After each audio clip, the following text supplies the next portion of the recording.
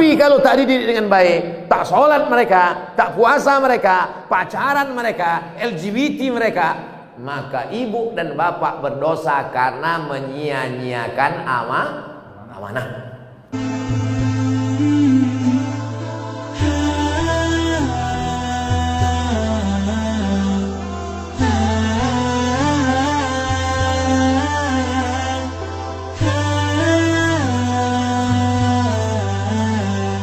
Baik, sekarang saya jawab pertanyaan.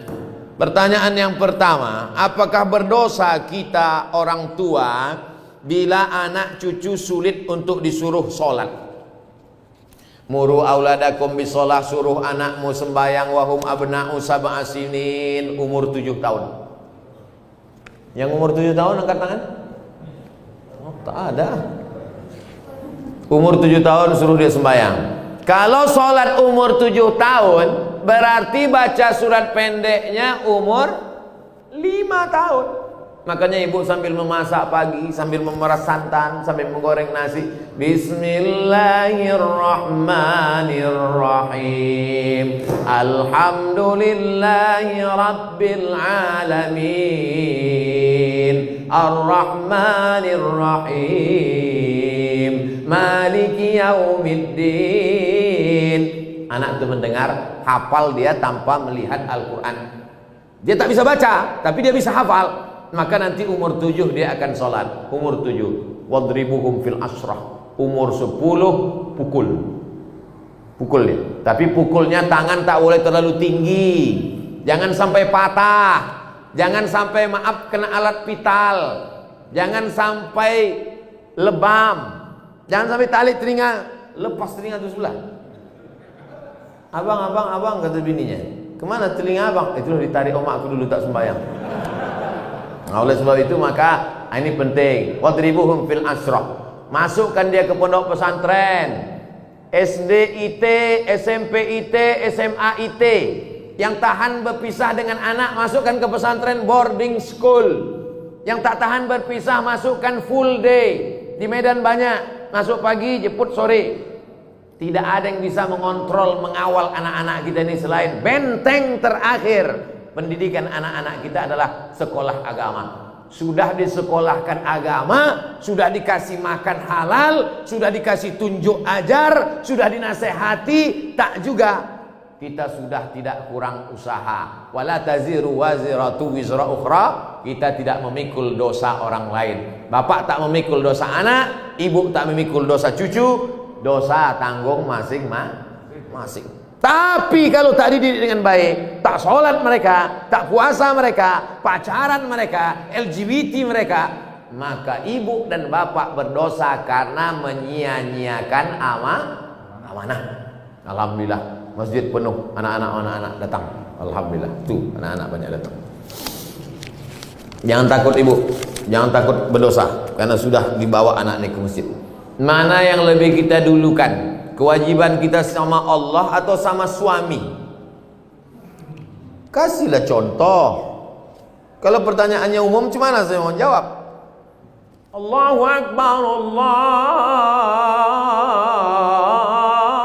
Akbar. Kata azan. Datang lakinya. Kau buatkan aku dulu kopi. Mana yang lebih didulukan? Ibu sholat atau membuatkan dia kopi? Ini tak akan terjadi.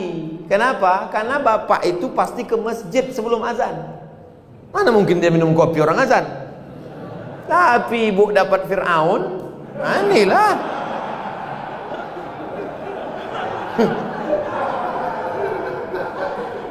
Taatlah kepada suami.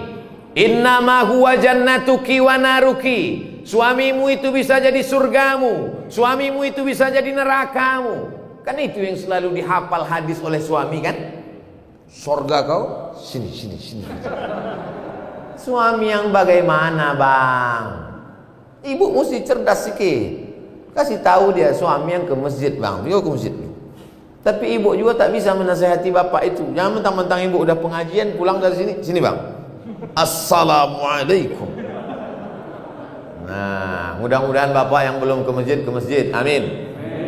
Tapi kalau ditengok ini Ini bapak ini sama ibu ini orang-orang masjid semua. Insyaallah kita doakan mudah-mudahan dapat hidayah.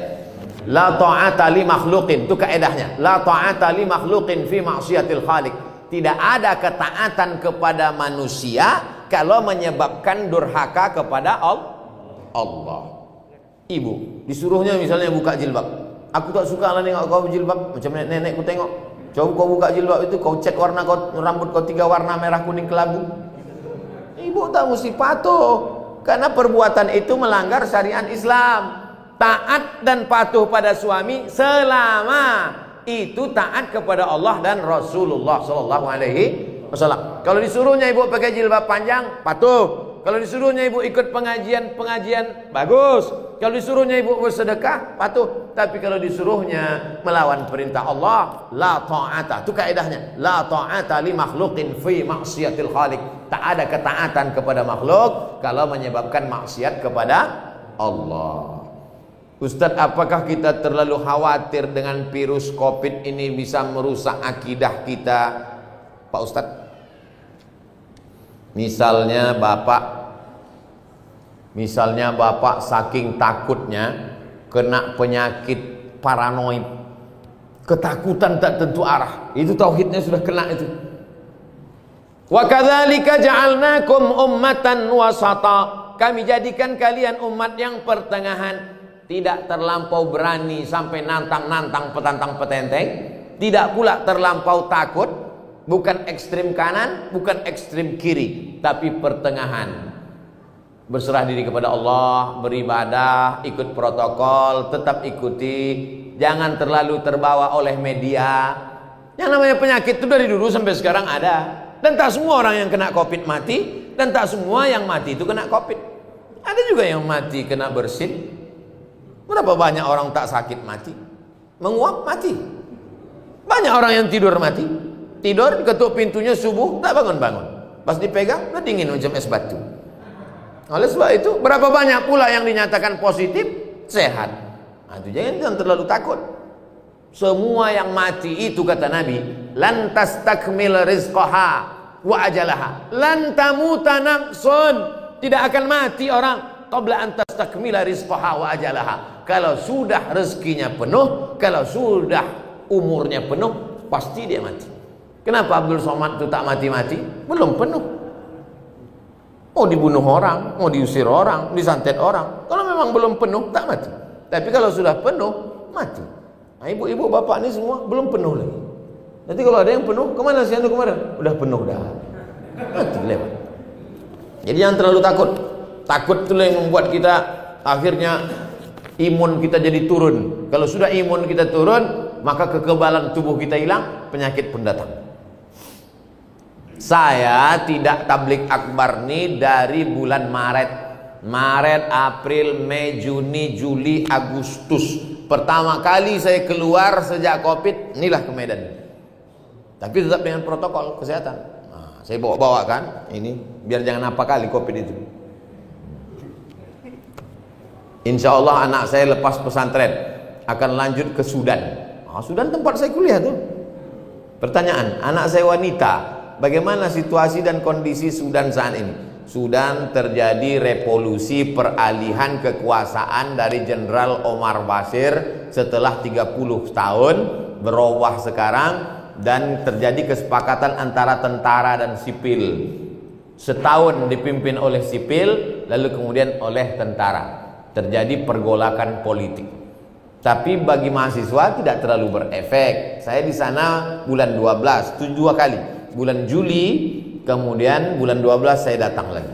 Anak-anak mahasiswa beberapa dari Sumatera Utara. Saya membawakan bantuan untuk PPI, Persatuan Pelajar Indonesia yang dari Sumatera Utara. Saya bawakan bantuan. Nih. Datanglah dari provinsi lain minta juga. Saya bilang ini duit orang Sumatera Utara, kalian minta lah ke kabupaten provinsi kalian masing-masing. B, butuh berapa tahun biasanya untuk selesai S1 Pak Ustaz? S1 4 tahun, S2 2 tahun, S3 2 tahun dah bisa sidang. Tapi kalau mau lengkap 3 tahun, lewat dari 3 tahun kena denda. Jadi kalau umurnya berangkat 20 tahun, 4 tahun, 24, 26, 27, 28. 28 pulang dia udah doktor. Tidak macam saya. Udah 43 baru doktor. Judulnya akhirnya doktor juga. Tapi jadilah daripada tidak sama sekali.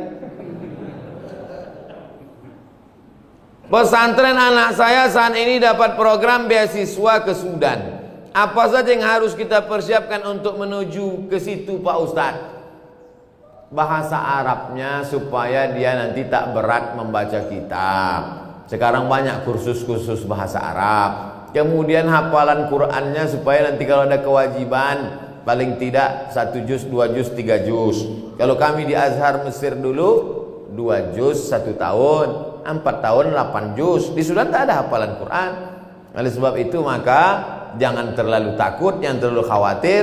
Banyak anak-anak Sumatera Utara di sana, mereka punya persatuan pelajar mahasiswa dari Sumatera Utara. Inilah pertanyaan saya lebih kurang. Terima kasih Pak Ustadz. Saya dulu tahun 1993 habis sholat subuh datang saya ke rumah Ustadz Syekh Jalaluddin Abdul Muthalib, Imam Masjid Raya Medan. Imam Masjid Raya Medan itu namanya Syekh Jalaluddin Abdul Muthalib, wakil rektor Universitas Al-Wasliyah. Habis subuh datang saya ke rumahnya di Simpang Limun. Assalamualaikum Ustaz. Waalaikumsalam. Aku mau sekolah ke Arab Ustaz. Waktu itu saya tak tahu Mesir, Sudan, Maroko, tak tahu. Yang tahu saya Arab aja. Aku mau ke Arab Ustaz. Senyumlah Ustaz Syekh Jalaluddin. Kau kelas berapa sekarang? Kelas 3 Ustaz. Kau selesaikan dulu aliyah baru kau kesini. Jadi yang mau berangkat itu saya. Makanya banyak kalau jamaah nanya ke saya, Ustadz bisa anak saya kuliah ke Arab? Saya tanya, yang mau nih bapak apa anaknya? Anak saya bos. Kalau saya yang mau. Orang tua saya membebaskan saya, terserah kau. Nah, tapi saya mau waktu itu. Lalu kemudian setelah taman aliyah datanglah saya. Ustadz, aku udah taman aliyah, ini ijazahnya. Kata Ustadz Jalaluddin Abdul Muthalib, kau bawa ijazah ini ke Jakarta, kau terjemahkan bahasa Arab, kau legalisir ke Departemen Agama, legalisir ke Departemen Luar Negeri, legalisir. Mendengar departemen pucat lah. Akhirnya takut saya, tak berani balik saya ke Riau. Kuliah saya di IAIN. Tapi Allah kasih jalan. Datang pengumuman. Waktu itu belum ada lagi www.google.com. Informasinya masih pakai pos. Jam 12 siang pulang saya kuliah di IAIN. Datanglah surat pakai pos, dikirim kawan saya dulu satu pesantren di Darul Arafah Medan, Lau Bekri, Deli Serdang. Abdul Halim namanya yang mengirim. Ikuti tes ke Mesir besok pagi. Suratnya sampai jam 12 siang. Langsunglah saya berangkat naik SDH, Spiro Dolo Hole. Mendaftar ke IAIN. Sampai di IAIN besok pagi, daftar situ. Nama orang yang menerima pendaftaran itu namanya Ustadz. Alah, lupa pula namanya. Ditanyanya, ada keluarga kau di Medan? Ada Pak. Kalau tak ada, di rumah. Karena ditengoknya dari Riau. Ikut tes saya. Yang mengetes ke orang Mesir, besar sorban, hampir sebesar ban Vespa lagi. Mas muka, kata dia, what is your name? Langsung saya jawab, Abdus Somad. Nah, itu pula PD-nya kita kalau nama kita ini ada di Quran kan. Abdus Somad. Saya Abdus Somad. Istamir, kata dia, sambung bacaan ayat yang kubaca ini. Innallaha la yastahi an yadriba mathalan ma ba'udatan fama fawqaha. Sambung, kata dia. Saya baca, a'udzubillahi minasyaitonir rajim. Bismillahirrahmanirrahim. Innallaha la yastahi an yadriba mathalan ma ba'udatan fama fawqaha. فأما الذين آمنوا فيعلمون أنه الحق من ربهم وأما الذين كفروا فيقولون ماذا أراد الله بهذا مثلا يضل به كثيرا ويهدي به كثيرا وما يضل به إلا الفاسقين. Kebetulan yang ditanya itu pas yang selalu saya bawa sholat. Macam tahu aja dia itu bekal kita. Akhirnya keluarlah pengumuman 100 anak Indonesia yang lulus beasiswa ke Mesir. Saya baca dari nomor 1 sampai 100, tak ada nama saya. Rupanya karena grogi tak nampak. Baca, ada di situ rupanya Abdul Somad. Berangkatlah berangkatlah dari Jakarta dulu, pelatihan 2 bulan. Saya adik-beradik 2 orang. Anak pertama laki-laki, adik pun laki-laki. Orang tua sayang. Bukan saya ini 12 orang lalu pergi satu lupa dia. Nah, pergi. Kata mak saya tak sampai hati dia melepas. Tapi ada bang mak saya, buat saya. Kata dia, kalau ada yang melarang kau pergi, harimau mati meninggalkan belang, manusia mati meninggalkan nama. Kau nanti mau meninggalkan nama baik apa nama buruk? Kata dia. Bangkit semangat. Bangkit semangat, berangkat. Setelah 2 bulan naik pesawatlah dari Cengkareng. Mak, jangan buat kenduri sebelum aku pasti berangkat. Itu saya pesan dari awal. Karena takutnya potong kambing RT RW datang, tahu-tahu tak jadi, kan malu. Sebelum aku yakin berangkat, jangan buat kenduri. Begitu sudah di Cengkareng, udah mau berangkat, baru telepon. Aku sudah mau masuk pesawat nih. Kalau mau buat kenduri, kendurilah. Saya dari dulu memang begitu. Takut saya berspekulasi. Lalu kemudian berangkatlah kami naik Royal Jordan Airlines. Kenapa pesawat itu Ustaz naik? Itulah tiket paling murah. 5 September 1998 sampailah saya di Kairo, Mesir. Di sana itu ada 2, satu HMM, Himpunan Mahasiswa Medan, yang satu lagi KSMR, Kelompok Studi Mahasiswa Riau. Saya ikut Riau, karena orang tua saya di Riau. Oleh sebab itu lanjut, kemudian S2 ke Maroko, habis itu S3 ke Sudan, habis itu dapat visiting profesor dari Brunei Darussalam, habis itu Datuk Sri Ulama Asia Tenggara, habis. Yang tinggal belum satu lagi, almarhum, tinggal itu lagi. Bapak Ibu yang dimuliakan Allah Subhanahu wa taala, hidup ini kita jalani saja, bangkitkan semangat, insyaallah menatap tatapan Bapak Ibu adik-adik semua, insyaallah kita ini semangat semuanya insyaallah. Amin. Ya rabbal alamin. Ala hazihi niyah wa kulli niyatin shalihah. Al-Fatihah.